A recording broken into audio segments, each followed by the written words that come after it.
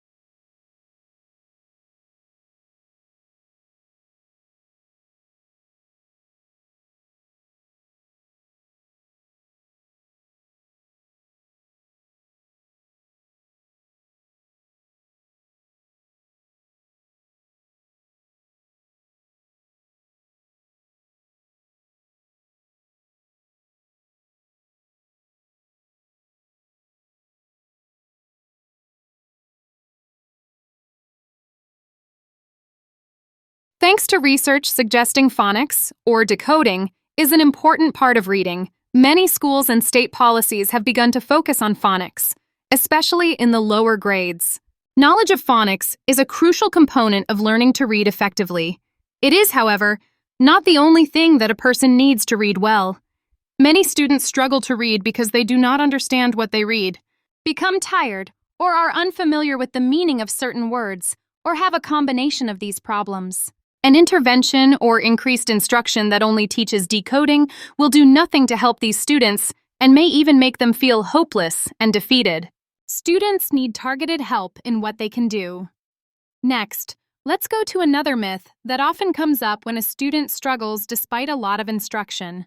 Myth 3. Every reading problem is based on neurobiology or is based on a disability.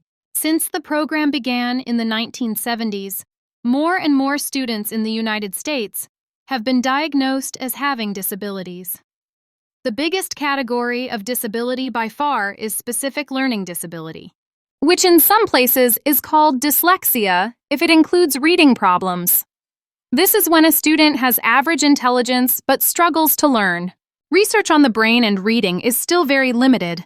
It suggests that some students naturally have a harder time learning than others. There is also a growing understanding, however, that students are often diagnosed with a disability when there are other factors contributing to the problem. For example, students may have had limited exposure to language in early childhood or not had good instruction in reading. Whatever the cause, between 95–97% of everyone can learn to read well with the right help. which leads me to the next myth. Myth 4. If you cannot read well by the end of the 3rd grade or age 8, you will never read well. This myth dominates educational policy. Some states even make children who do not pass the reading test in the 3rd grade repeat the year, in an effort to save their chances at being literate. The truth is, while it is easier to learn to read at a lower age, when you have more time and less of a gap with peers to fill, it is very possible to learn to read at any time. Just ask Jim Arura Henry. This retired fisherman learned to read at the age of 92 using children's books, and at 98, he wrote a book about his life. Which brings us to our last myth. Myth 5. To grow in reading, you have to read books on your grade level, or meant for people your age.